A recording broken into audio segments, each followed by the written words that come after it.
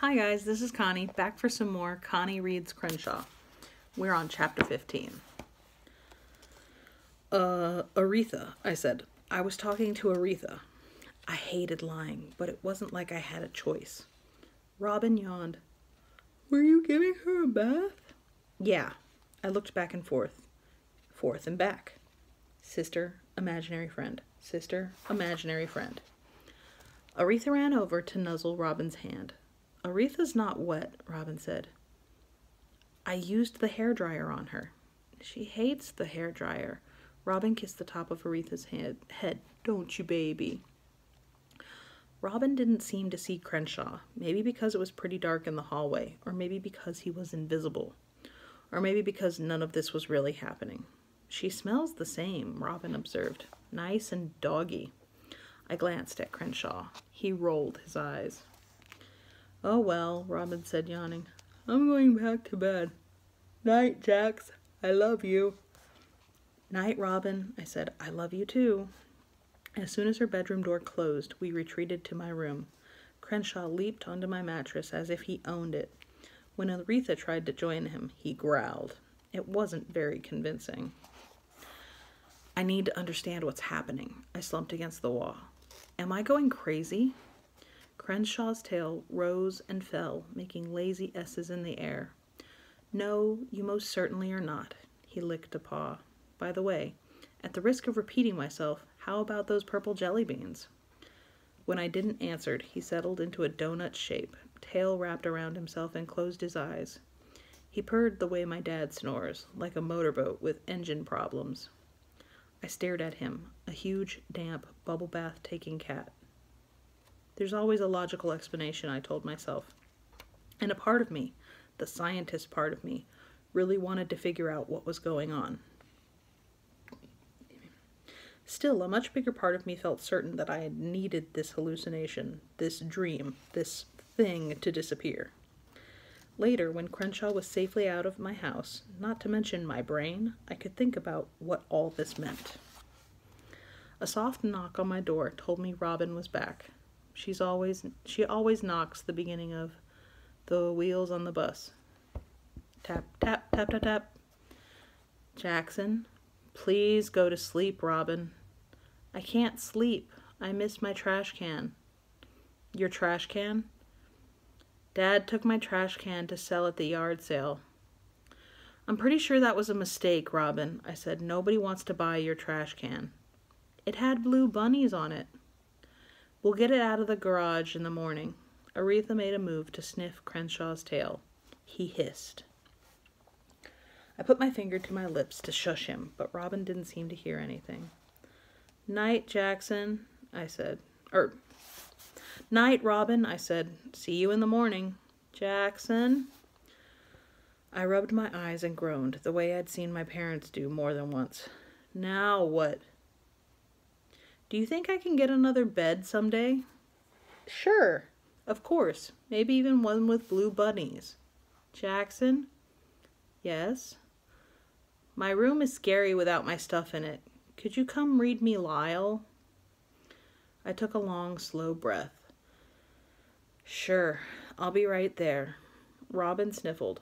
I'll just wait here by your door, okay? Okay. I shot a glance at Crenshaw. Just give me a second, Robin. There's something I really need to do. And next is chapter 16, which is quick, so we'll add that to it. I went to my window and opened it.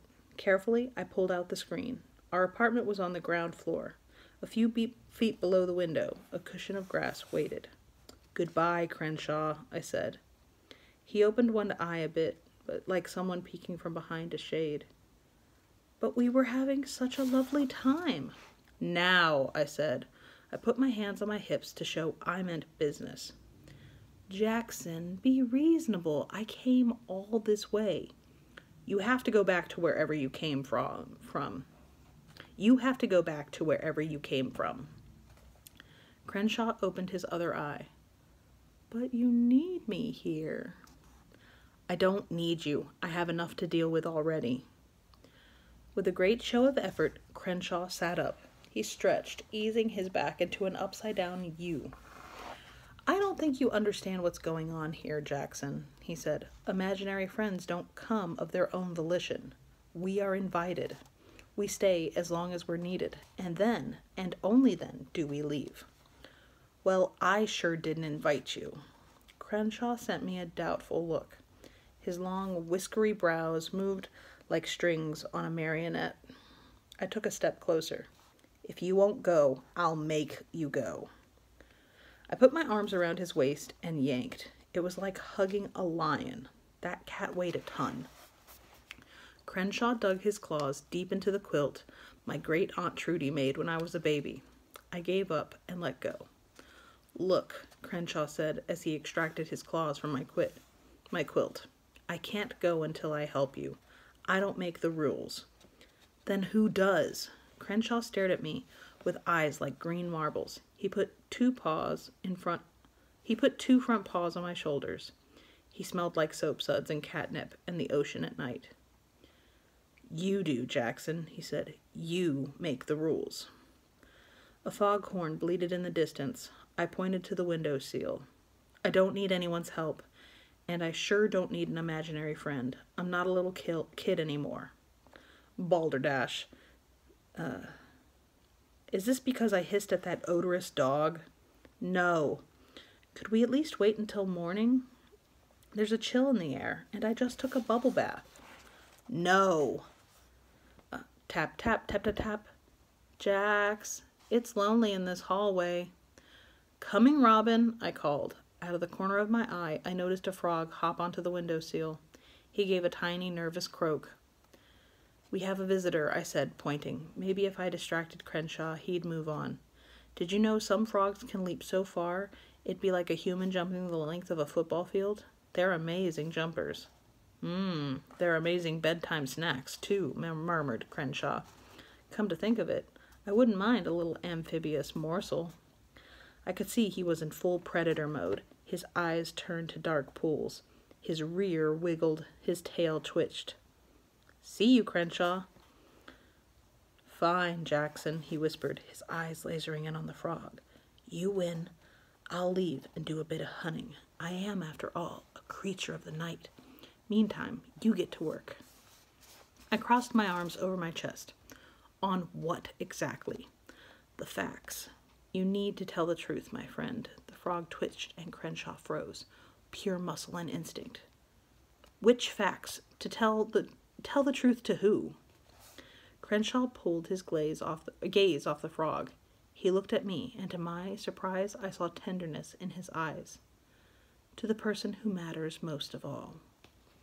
The frog jumped off the sill, back into the night. In one magnificent leap, Crenshaw followed. When I ran to the window, all I saw was a blur of black and white streaking through the moon-tipped grass. I felt like I'd taken off an itchy sweater on a cold day, relieved to be rid of it, but surprised by how chilly the air turned out to be. And that's the end of chapter 16. Be careful with that and enjoy. Please and thank you, and I will see you for the next chapter later. Bye.